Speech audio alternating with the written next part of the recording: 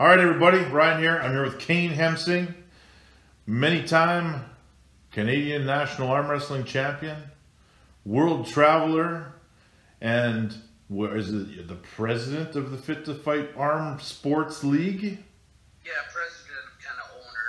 I run it as a business. So you got lots of stuff going on. You got events coming up. What do you got for us? Well, just happy to announce that with the help of the Lloydminster Arm Vendors, we're going to have our next Fit to Fight Battle Borders event in Lloydminster on June 1st. It's going to be the first time ever at a kid-friendly venue, so we're going to be offering kids classes. And with a large amateur club there, a lot of newcomers, we're going to be running an amateur event alongside our pro event. So we're expecting a huge turnout just because with the first kids event and the amateur addition to our structure. So. All right. What are the big matches? Tell me about those. What do you got? Well, it's still a couple months away. We have, it's tough to beat some big names like yourself. So we're tossing around some ideas. One thing with the league is, we wanted to promote with the Fit to Fight Arm Sports League, elite arm wrestling league in Western Canada with our belt matches that we pay all our champions and our runner-ups money to come to our events, and they get cash payouts. And also, we always try to bring in one, a main event with a co-main event to our tournaments to show the public and the sponsors and everybody, top-notch arm wrestling, some of the best in Canada or North America. So we're working on a few names right now. I can't really say. The local club has some guys they want to see, and we're going to be in touching base with them here shortly, and hopefully be able to announce that over the next month or two. But I got the first poster put together, and it'll be out later today. So we got to wait to see who's on the poster, or are you going to tell me now? Because this video is not going to go up for about a week. Yeah. Like I said, we're still finalizing who we'd like to see there in our main event. I think for now you're going to see for sure anywhere to 4 to 6, Fit to Fight belts up for grabs at this event.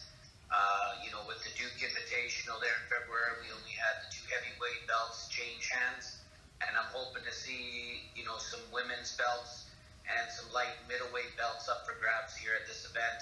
We're just talking with our champions and our runner-ups right now, and hopefully over the next few weeks, we can start finalizing some of our super matches, and I should be able to hopefully announce within a month who we have coming in our main event.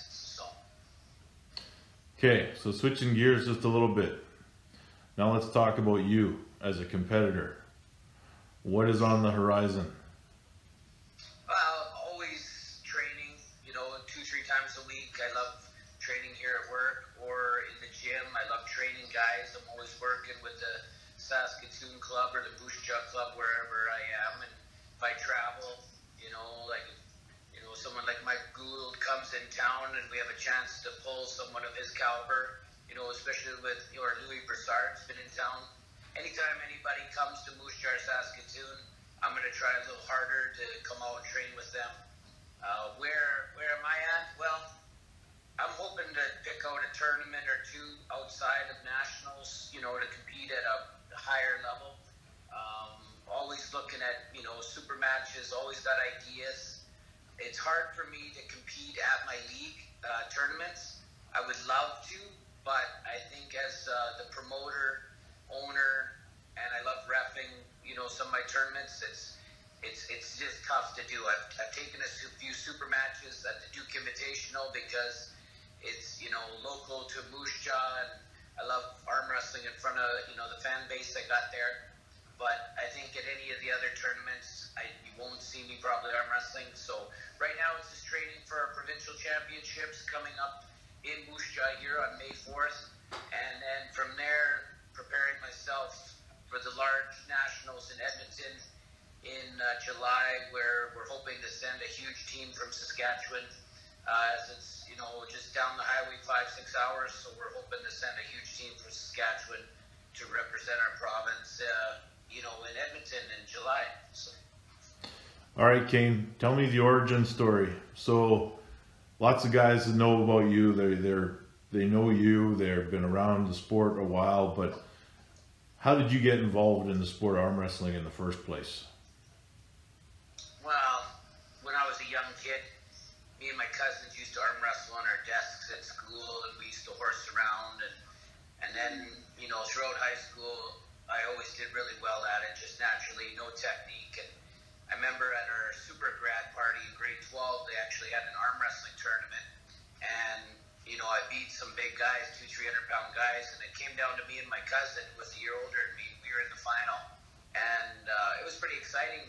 You know, we had a best of 3, and he beat me, but from there I kind of got away from it. But then I was at a rodeo. I used to ride saddle bronc for many years, and I was at a rodeo down south in southern Saskatchewan here, and there was a tournament going on, an arm wrestling tournament. So I figured, hey, I'll enter. I'm here anyways, and I went in, and that's kind of where I met Fred Roy and Terry Palschuk and Ken Georgette. They were kind of running the association at the time, and I realized that it wasn't just a bar sport. You know what I mean? This was at a rodeo. And then from there, they told me about a little tournament in Nashua, Montana, that was coming up. So I went down there, and that's where I think I first met yourself and a few other people, and I competed in the amateur and pro classes and did really well with hardly any technique, you know, just what Terry and Fred had showed me a few times. But it made me realize from that tournament on that this was you know, a lot of technique was needed, a lot of training was needed, training different muscles. It wasn't something that just from bronc riding you're going to be, you know, strong. So I kind of got into it a little bit, but what I noticed was between bronc riding and arm wrestling, they're not a good match. It was too much. It was too much pressure on my tendons and ligaments, and I started really hurting. And so I took a step away from the arm wrestling until 2001. The World Police Fire Games were in Indianapolis, and yourself and I went down there. We competed, and I kind of got hooked from there on in because I met yourself and I met Mel Terry, big arm wrestler out of Colorado, and we became good friends. And I met a lot of other really good guys there, and I competed, and I got 4th. I lost in the middleweight, men's middleweight classes. I got 4th. I never got a medal, and that was the first time. I was kind of in shock because all the guys beat me with technique. They weren't any bigger than me. You know, I didn't think they were stronger than me, but they, you know, I got top rolled, I got into a hook, and I didn't know what I was doing. So it was pretty well from that point on, I was hooked, that I realized that, hey, let's kick it up a notch. I started having Fred Roy come into Moose Jaw, Terry, you know, Ken, these guys that were professionals in our province to train me. And then you and I started meeting up at tournaments. I started, you know, I met Vern Martell, and I started going to the Arnold Classic with him. And any tournament, he took me down to a tournament in California with Dave Hicks. So once I got hooked in with those, you know, those gentlemen, you know, I moved probably a little faster than some other guys over the first 3 to 5 years. And within probably, you know, my first nationals in 2004 in was it in Winnipeg or Portage? I think. Portage La Prairie, Manitoba, 2004. Yeah, it was my first nationals, and I lost. I went undefeated in the A side, and I lost. I got cocky, and I lost to Silvio Baku in the final. Left 85 kilogram class. Yeah.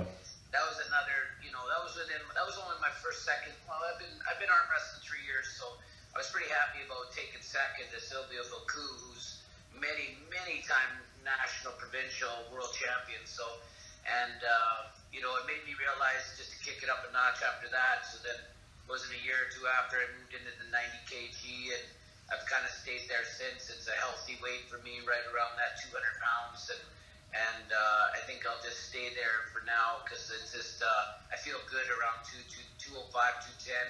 You know, I pulled into UAL. I love Bill Collins. I love his tournaments.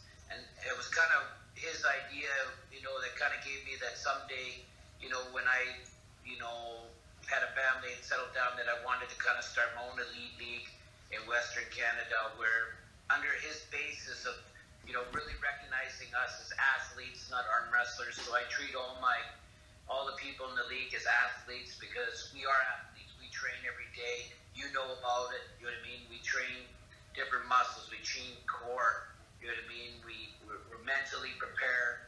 It's getting to be more of a sport that shouldn't be, frowned on. It should be taken seriously more, that, all arm wrestlers are athletes. They're people that train just as much as hockey players, as, some other sports. And it's getting to that point. There's still guys that just show up and kick butt because they're naturally strong. But if you look at the top guys in the world, or in the province, or the nation, or North America, they're hitting the gym.